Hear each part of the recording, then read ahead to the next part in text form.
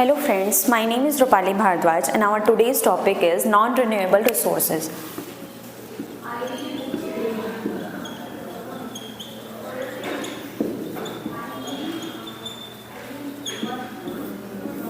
Non-renewable resources. First of all, we'll know about what is natural resource. Natural resources are those resources which are obtained naturally. जो हमें naturally मिलता है उसे हम कहते हैं natural resource.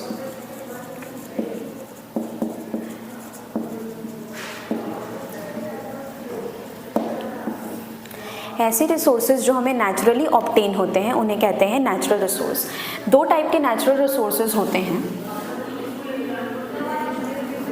एक होता है एग्जॉस्टिबल रिसोर्स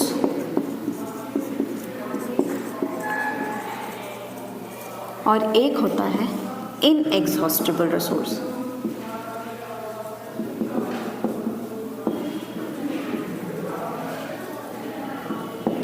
एग्जॉस्टिबल रिसोर्सेज ऐसे रिसोर्सेज होते हैं जो लिमिटेड अमाउंट में प्रेजेंट रहते हैं.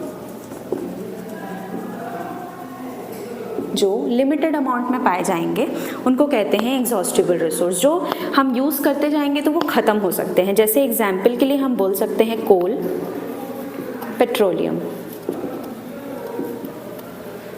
एटसेट्रा.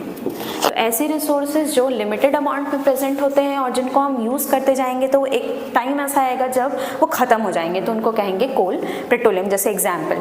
इनएग्जॉस्टिबल रिसोर्सेज ऐसे रिसोर्सेज होते हैं जो अनलिमिटेड अमाउंट में प्रेजेंट रहते हैं.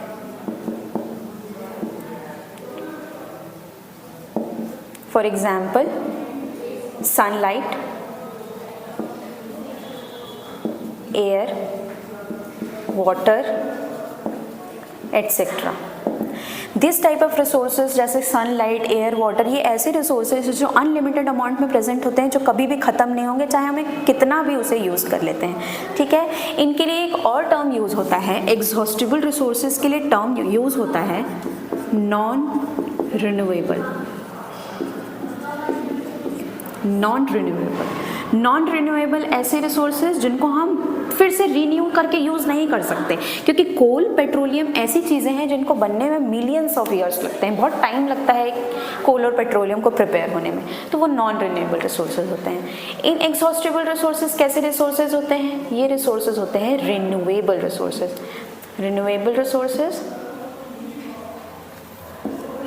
रिसोर्सेज मतलब जिनको हम बार बार रीन्यू करके यूज़ कर सकते हैं. जैसे हो गया सनलाइट, एयर, वाटर एटसेट्रा. ठीक है. सो फ्रेंड्स, इसके आगे हम देखेंगे कि कोल और पेट्रोलियम बेसिकली होते क्या हैं, इनका फॉर्मेशन कैसे होता है, कैसे ये बनते हैं. कोल का फॉर्मेशन कैसे होता है और पेट्रोलियम कैसे फॉर्म होता है. ठीक है. तो हम आगे देखते हैं.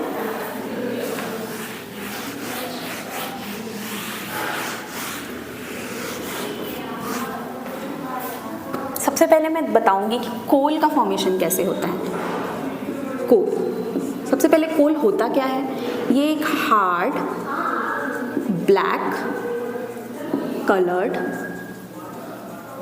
सब्सटेंस होता है. ठीक है.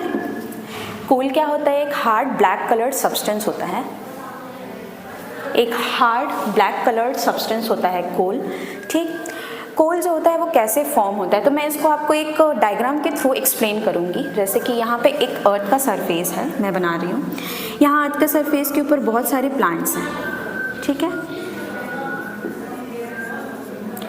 ये मिलियंस ईयर्स अगो की बात है, मतलब बहुत साल पहले ऐसा हो, तब जब कोल का फॉर्मेशन हो तो उसके बारे में बताया जा रहा है.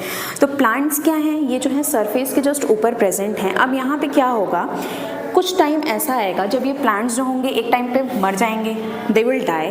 तो सरफेस के जो ऊपर प्लांट्स जो प्रेजेंट थे अब वो मर गए, तो इनके जो रिज्यूम्स हैं, ठीक है, जो उनके छोटे छोटे पार्ट्स, उनके स्टॉक्स हो गए, उनके लीव्स हो गए, उनके ब्रांचेस हो गए, ये सब क्या करेंगे, सरफेस पे आके अर्थ की सरफेस पे यहाँ ड्रॉप हो जाएंगे. ठीक है.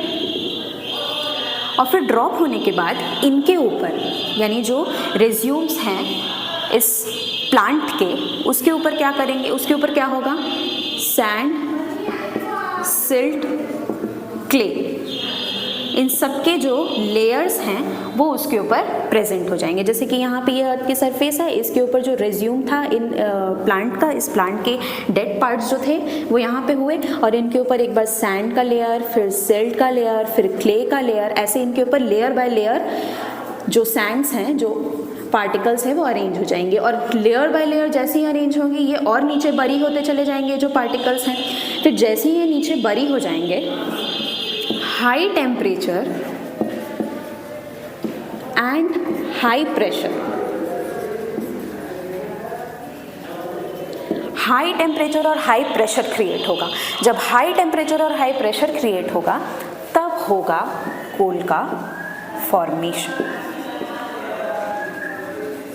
ठीक है, तो कोल कैसे फॉर्म हुआ, अगर हम एक डायग्राम के थ्रू हमने देखा तो यहाँ पे पहले प्लांट्स थे। ये प्लांट्स क्या हुए, जैसे ही डेथ हुई इनकी, ठीक है, जैसे ही डेथ हुई तो रिज्यूम्स के फॉर्म में सरफेस के ऊपर गिर गए। ये सरफेस के ऊपर जैसे ही ये ड्रॉप हो गए उसके बाद इनके ऊपर सैंड, सिल्ट, सैंड और क्ले, इन सब का लेयर फॉर्म हो गया। और लेयर फॉर्म होने के बाद लेयर बाय लेयर ये क्या होंगे, और नीचे बरी होते चले गए। They get buried under the soil.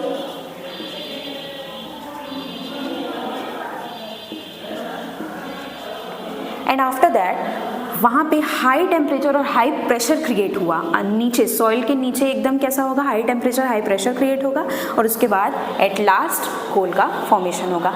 तो ये प्रोसेस पढ़ने में तो बहुत इजी है, बट ये मिलियंस ईयर्स लेते हैं कोल का फॉर्मेशन करने के लिए। मिलियंस ईयर्स फॉर्म होते हैं लगेंगे, ठीक है, कोल का फॉर्मेशन करने में बहुत समय लगता है। इसीलिए इन रिसोर्सेज को एग्जॉस्टिबल रिसोर्सेज कहते हैं, क्योंकि अगर हम इसको यूज़ करते रहेंगे एक टाइम ऐसा आएगा जब ये ख़त्म हो जाएंगे तो इनको बनने में इतना समय लगेगा, तो वो हम तुरंत उसको रीन्यू नहीं कर सकते। इसीलिए non renewable plus exhaustible resources कहलाते हैं। Thank you.